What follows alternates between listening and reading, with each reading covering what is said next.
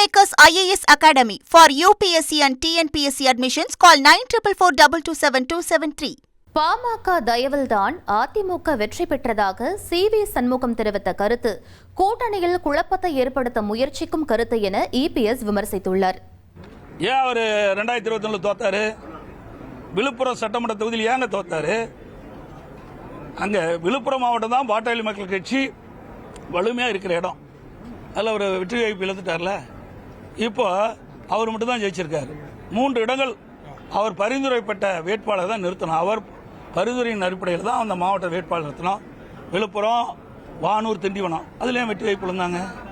ஆக இதெல்லாம் காரணம் இல்லை, ஏதோ சொல்ல வேண்டும் என்பதற்காக சொல்றாங்க. கூட்டணியில் ஒரு குழப்பத்தை ஏற்படுத்தணும், அதுதான் அதோடைய கருத்தை நான் பார்க்கிறேன்.